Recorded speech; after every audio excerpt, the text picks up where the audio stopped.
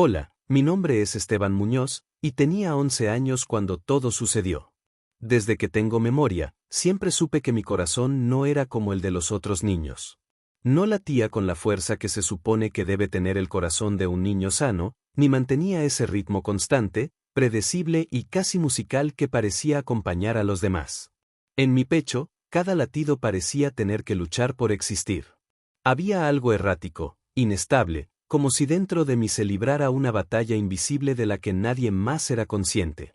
Los doctores lo llamaban una malformación congénita. Para mí, era una sombra silenciosa que vivía conmigo, que dormía conmigo, que se despertaba conmigo, que me seguía a todos lados. Algo que me recordaba que yo no era igual. No fue algo que descubrí de golpe.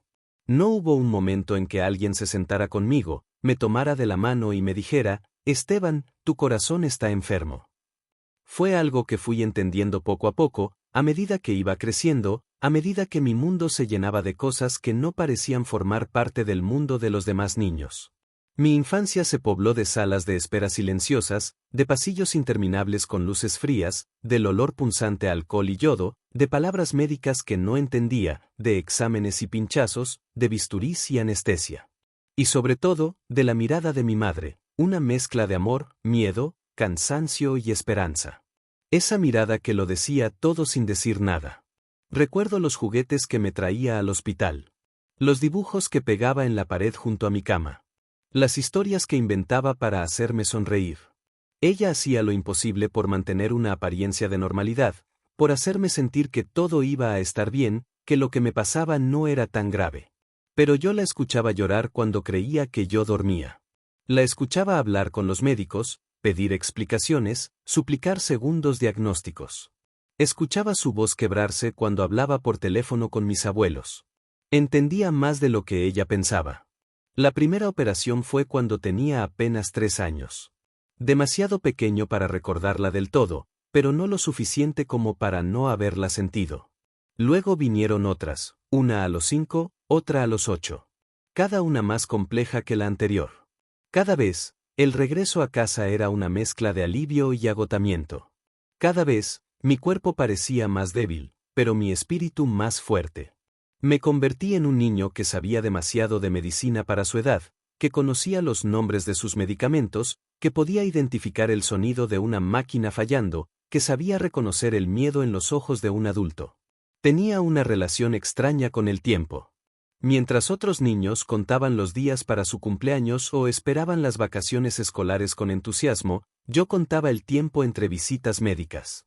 Aprendí a medir los días por la intensidad del dolor, por la cantidad de medicamentos, por el tono de voz de mi madre. Era como si hubiera vivido muchos más años de los que realmente tenía. Aprendí a observar el mundo desde otro lugar, más introspectivo, más silencioso. Desarrollé una especie de sensibilidad que me permitía detectar los matices en las emociones de las personas, como si el dolor me hubiera afilado los sentidos. La cuarta operación fue diferente. Lo sentí desde el principio. El tono de los médicos había cambiado. Las visitas eran más frecuentes. Las pruebas, más intensas. No decían que era peligrosa, pero todo en su actitud gritaba que era crucial. Que era, quizás, la última oportunidad de corregir lo que no funcionaba bien dentro de mí. La noche anterior a la cirugía, no pude dormir.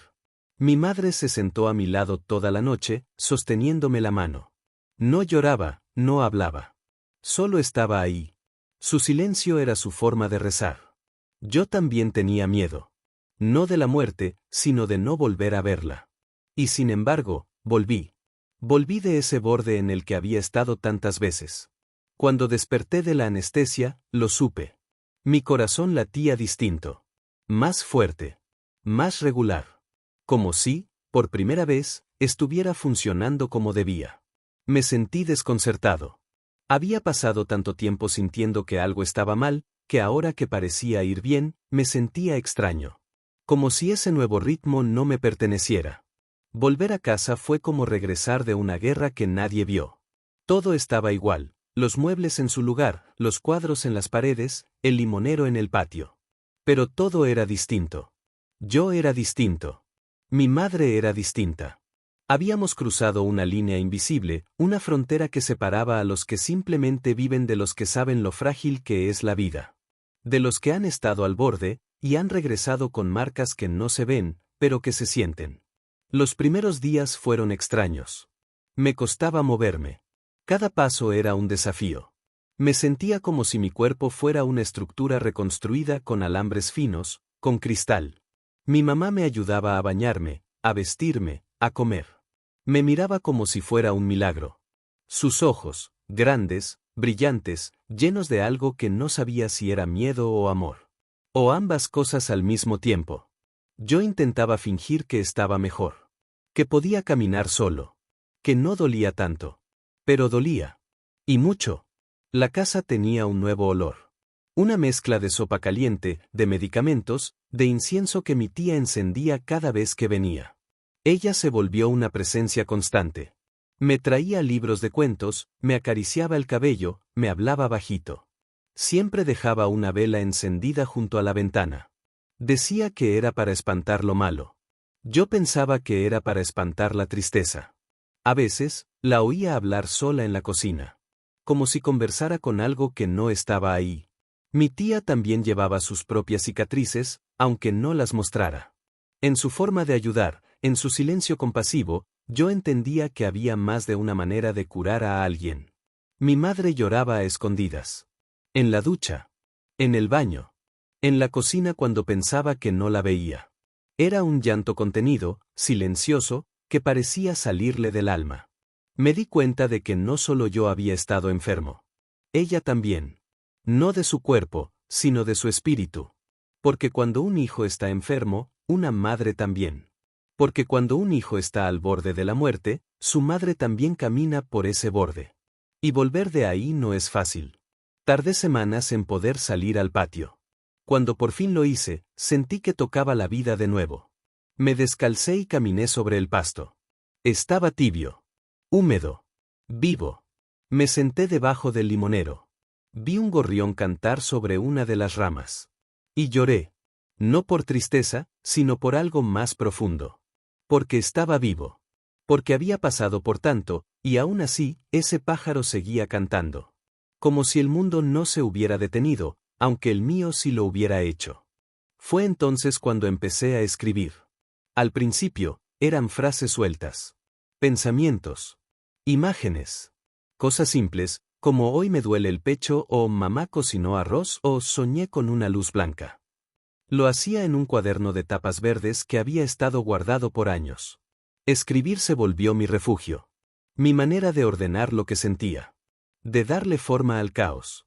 De crear un mundo donde podía controlar algo, aunque fuera solo las palabras. Con el tiempo, las frases se convirtieron en párrafos. Los párrafos, en historias. Historias sobre niños que podían volar. Sobre hospitales que eran castillos llenos de magos que curaban con canciones. Sobre corazones rotos que se arreglaban con abrazos. Mi mamá me animaba. Leía lo que escribía. Pegaba mis dibujos en la heladera. Me decía que un día iba a escribir un libro. Yo me reía. No sabía si viviría lo suficiente para eso. Pero esa idea me sostenía. Me daba esperanza. Pensar que lo que sentía podía servirle a alguien más. Así empezaron los años de la adolescencia. Distintos, claro. No iguales a los de otros chicos. Pero míos. Llenos de cuadernos, de historias, de tardes mirando el cielo. Llenos de vida. Llenos de cicatrices. Pero también llenos de sueños. Y hoy, años después, todavía escribo. Porque escribir fue, y sigue siendo, mi forma de sanar. De recordar. De resistir. Cada palabra es una victoria. Cada historia, una forma de agradecer. A la vida, a mi madre, a los doctores, a mí mismo. Porque sobrevivir no fue fácil. Pero fue posible. Y en cada línea que escribo, confirmo que sigo aquí.